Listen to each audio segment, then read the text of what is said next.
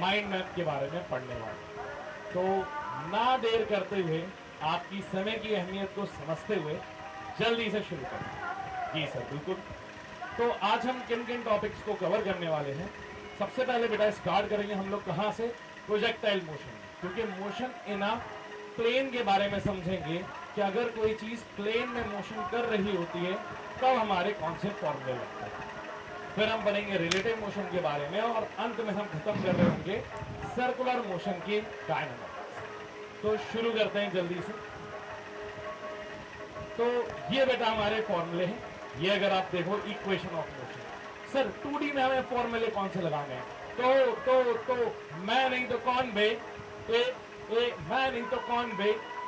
तो बेटा equation of motion को ही हमें 2 डायमेंशन में लगाना है। ये आप पढ़ चुके हो। ये हमारी क्या है बच्चों? Equation of motion.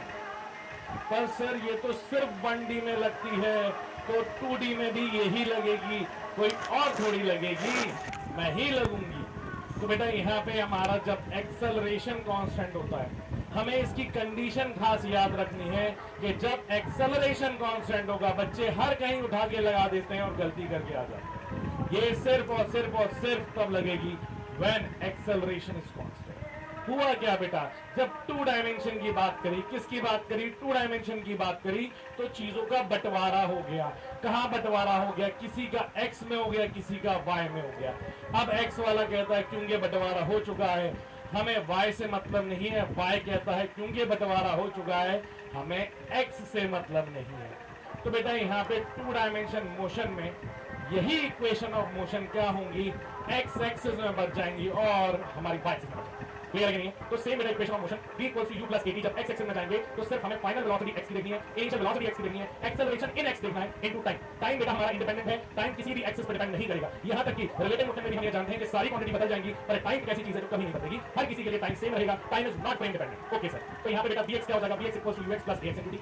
s of x, अगर आपको डिस्प्लेसमेंट किसमें चाहिए बेटा? x में, तो ये हो जाएगा ux into t plus half ax into t square. और यहीं पे अगर बेटा vx की बात करेंगे तो ये हो जाएगा vx square equals to ux square plus 2as के बाद। ये सारी चीजें आप किसमें लगाओगे? x एक्सिस में। वहीं अगर बेटा हम लोग y एक्सिस में मोशन करेंगे तो vy equals to uy plus ay into t, s of y equals to uy t plus half ay of t square and by of square is equals to uy square plus 2ay s square. तो 2 dimension means हमारी चीजें x और y में बढ़ गई हैं। तो same equation of motion जो अब तक सिर्फ एक ही एक्सिस में लगा रहे थे, या तो सिर्फ x में लगा रहे थे या तो सिर्फ y में लगा रहे थे, अब हम 2 डायमेंशन में x की अलग चेक करेंगे और y की अलग चेक करेंगे। x वाले को y से मतलब नहीं है और y वाले को x से मतलब नहीं है। और वही चीज बेटा जब सर्कुलर मोशन में चली जाएगी, किसमें चली जाएगी? सर्कुलर। बेटा जब हमारे पास लीनियर मोशन होता है तो a कांस्टेंट होना चाहिए, दैट मींस लीनियर एक्सेलरेशन। जब सर्कुलर की बात करती है तो ये अल्फा क्या हो जाता है हमारे लिए बच्चों? This is my angular acceleration. आप चिंता ना करें, एंगुलर एक्सेलरेशन की अभी और भी बातें करेंगे, पर क्योंकि इक्वेशन ऑफ मोशन की बात हो रही है तो कुछ नहीं होगा। इनिशियल वेलोसिटी ओमेगा इनिशियल में बदल जाएगा, angular velocity initial, final velocity angular velocity final में बदल जाएगा, और लीनियर एक्सेलरेशन एंगुलर एक्सेलरेशन में, और लीनियर डिस्प्लेसमेंट हमारा एंगुलर डिस्प्लेसमेंट। बिल्कुल चीजें सिमिलर हैं। आपको कोरिलेशन बैठाना है जिससे कि हमारे फॉर्मूले जो है वो कंप्रेस हो जाए। क्लियर करेंगे? हां सर, चलो।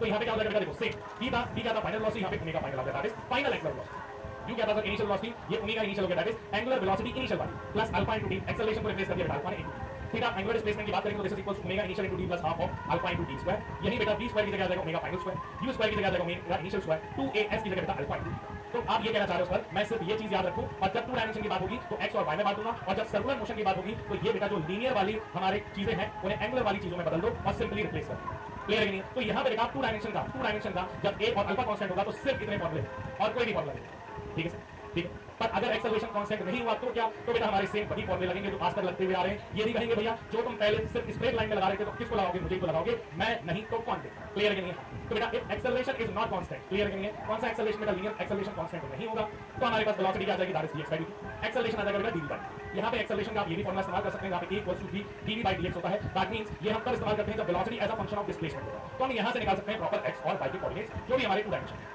अगर सर एंगुलर की बात करें तो जैसे यहाँ पे एक्सेलरेशन लीनियर कांस्टेंट नहीं होगा, यहाँ पे बेटा अगर मेरा एंगुलर एक्सेलरेशन कांस्टेंट नहीं है तो हम सर किसको इस्तेमाल करेंगे? तो अगर बेटा एंगुलर एक्सेलरेशन कांस्टेंट नहीं है तो हम जानते हैं omega that is angular velocity is equals to t theta by dt, rate of change of angular displacement with respect to time. तो याद रखिएगा t थीटा बाय dt। अगर बेटा dt को इधर भेज देंगे हम लोग और इंटीग्रेशन करके अगर आपको एंगुलर वेलोसिटी दी गई है और डिस्प्लेसमेंट पूछा गया तो हम उसका क्या कर देंगे? इंटीग्रेशन।